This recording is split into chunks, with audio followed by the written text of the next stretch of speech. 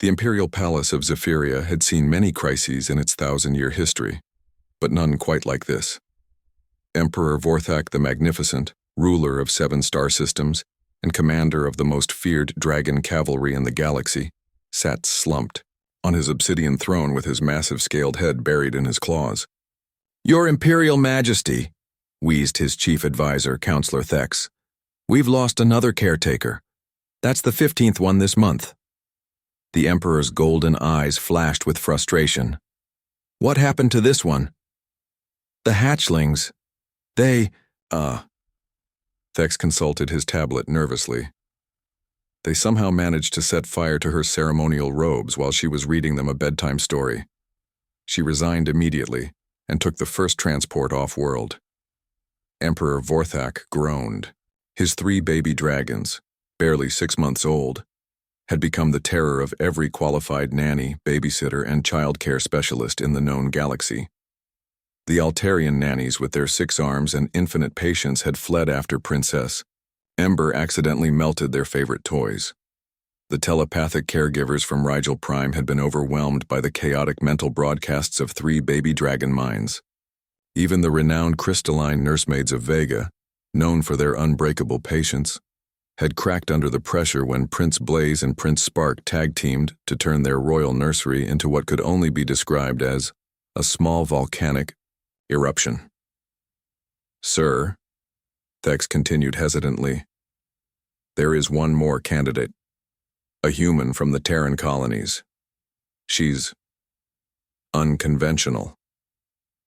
The Emperor perked up slightly. Humans were still relatively new to the galactic community, having joined only 50 years ago, but they had developed quite a reputation. "What's her background?" "Her name is Maya Chen. She was a pediatric nurse on Earth, then worked in the asteroid mining colonies caring for the children of human miners. She has experience with difficult cases." At that moment, a tremendous crash echoed through the palace, followed by the unmistakable sound of baby dragon roars and what sounded like someone playing a xylophone very badly. "Send her in," the Emperor said wearily. "What's the worst that could happen?" Maya Chen stood in the doorway of the royal nursery, taking in the scene with the calm assessment of someone who had dealt with everything from teething toddlers in zero gravity to homesick children whose parents worked 18-hour shifts in asteroid mines. The nursery looked like a war zone. Scorch marks decorated the walls in abstract patterns, several pieces of furniture had been reduced to charcoal, and in the center of it all, 3 baby dragons, each about the size of a large dog, were engaged in what appeared to be a competition to see who could make the most noise. Princess Ember, identifiable by her rose gold scales, was breathing small puffs of flame at a mobile of planets that dangled just out of reach.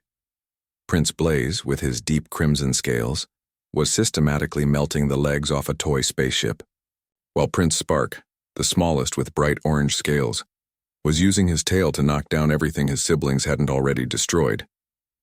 The previous caretakers had tried everything: Altarian meditation techniques, Rigelian mind-soothing, even hiring a professional dragon trainer from the military. Nothing had worked. Maya rolled up her sleeves and walked into the chaos. "All right. You 3, she said in a firm but warm voice. "I'm Maya and I'm here to hang out with you today." The baby dragons paused their destruction to stare at this new human who seemed remarkably unimpressed by their reign of terror. Maya reached into her bag, a battered medical kit she'd carried through a dozen star systems, and pulled out something that made the watching Emperor and his advisors gasp in disbelief. A simple wooden recorder. "You know what I learned taking care of human kids in the deep space colonies?" Maya said conversationally, assembling the small wind instrument. "Sometimes the loudest kids just need to make a different kind of noise." She put the recorder to her lips and played a simple, sweet melody, an old Earth lullaby her grandmother had taught her. The effect was immediate. 3 pairs of large, intelligent dragon eyes focused entirely on Maya. Princess Ember stopped, trying to incinerate the mobile. Prince Blaze let the toy spaceship drop from his claws. Prince Spark's tail went still. "Music," Maya continued, lowering the recorder, "is just organized sound, and you 3 are already making plenty of sound. You just need to learn how to organize it." Over the following weeks, Maya implemented what she privately called the human solution. Instead of trying to suppress the baby dragon's natural instincts for noise and minor destruction, she channeled them. She taught them to breathe their flames in rhythm, creating a percussion section where their fire breath became the beat. She showed them how their roars could harmonize, turning their natural vocalizations into something resembling music instead of random chaos. She even incorporated their love of knocking things over by creating elaborate domino courses that they could demolish in spectacular fashion, but only during designated destruction time. The breakthrough came when Princess Ember, always the most musical of the three, began to hum along with Maya's recorder. Within days, all three baby dragons were participating in what Maya called dragon band practice, where their natural chaos became organized into something that was, if not exactly peaceful, at least contained and constructive. More importantly, Maya treated them not as miniature versions of their fearsome father, but as the children they were. She read them stories, played games that challenged their growing intelligence, and established routines that gave them the structure they're developing. Minds craved. How? Emperor Vorthak asked Maya one evening as they watched his children perform what could generously be called a concert in the throne room. Every other caretaker tried to make them behave like perfect little angels. You let them be themselves. Maya smiled, watching Prince Spark attempt a particularly ambitious flame breath solo. Your Majesty, I spent 5 years caring for the children of asteroid miners, humans who work in zero gravity, handling explosives, in an environment that could kill them in a dozen different ways. Their kids inherited that same energy, that same need to push boundaries and test limits. The secret isn't trying to suppress that energy. It's giving it a place to go. She paused as Princess Ember successfully harmonized with her brothers for the first time, their combined voices creating something that was almost beautiful. Besides, Maya added with a grin, humans have a saying, it takes a village to raise a child. But sometimes, when you don't have a village, you just have to get creative.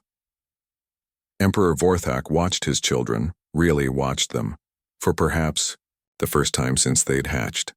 They were still loud, still energetic, still occasionally destructive. But now they were also happy, engaged, and learning to channel their abilities in positive ways. Maya Chen, he said formally, I hereby appoint you as royal nanny to the imperial household, with full honors and a salary befitting someone who has accomplished the impossible. Maya laughed, pulling out her recorder as the baby dragons began tuning up for another song. Your Majesty, with respect, this isn't impossible. This is just what happens when you remember that every species, human, dragon, or otherwise, just wants to be understood. As the palace filled with the organized chaos of 3 baby dragons learning to make beautiful noise together, Maya couldn't help but think that her grandmother would have loved this job. After all, she'd always said that the best way to deal with wild things was not to tame them, but to teach them how to be wild in harmony. And in the end, that's exactly what humanity brought to the galaxy. Not just the ability to survive impossible situations, but the creativity to turn chaos into something wonderful.